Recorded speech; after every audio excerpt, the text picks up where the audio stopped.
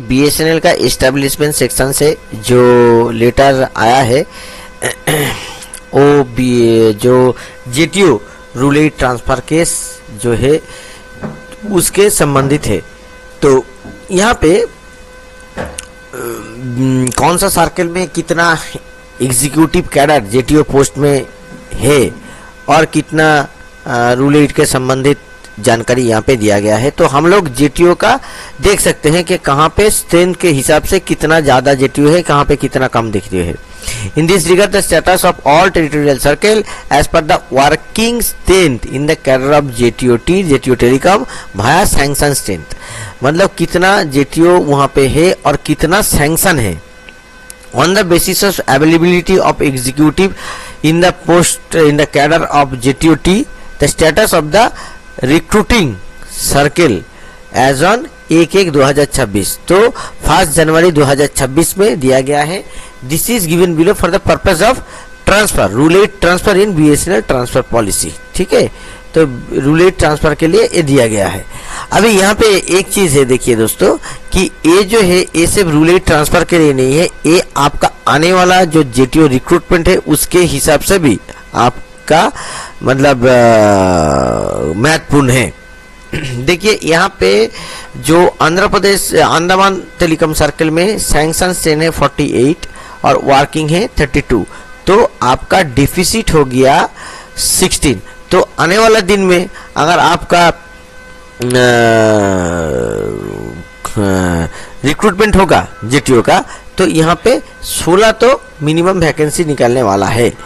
दूसरा बात है आंध्र प्रदेश, यहाँ पे भी आप देखेंगे कि आपका मिनिमम 25 यहाँ पे रिक्रूटमेंट होने वाला है क्योंकि 25 आपका डिफिसिट है।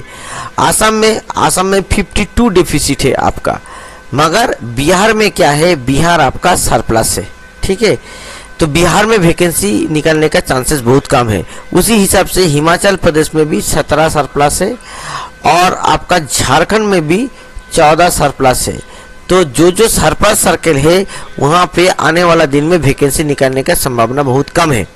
पंजाब सर्कल में भी आप देखेंगे कि 128 आपका सरप्लस है, तो पंजाब में वैकेंसी निकलने का बहुत कम उम्मीद है। यूपी ईस्ट में भी आपका 2 सरप्लस है, तो इसमें भी अगर वैकेंसी निकलेगा तो वही 5-10 का वैकेंसी निकलेगा। अभी हम लोग देखते हैं दूसरा टेलीकॉम सर्कल में कितना है। जैसे कि कोलकाता टीडी में 25 आपका डिफिसिट है, तो कोलकाता टीडी में आप मान सकते हैं कि वैकेंसी अगर जेटीओ वैकेंसी निकलेगा तो 25 प्लस वैकेंसी ही निकलेगा जेटीओ के लिए। उसके कोलकाता टीडी का होगा चेन्नई टीडी में अच्छा खासा वैकेंसी है 86।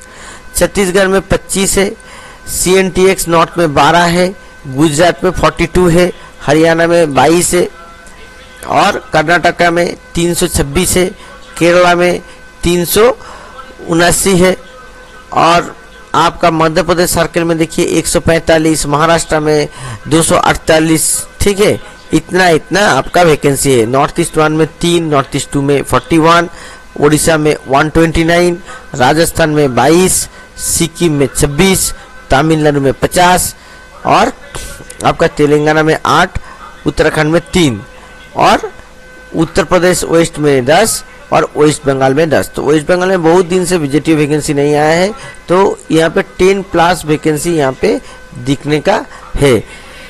तो आने वाले दिन में इसी का हिसाब से आप लोग देखेंगे। जो रूल 8 के लिए हालांकि ये दिया है, मगर इसके हिसाब से आपका जो जेटीओ वैकेंसी कितना निकलने वाला है ये आपका ये डिफिसिट और एक्सेस के ऊपर बहुत निर्भर करेगा।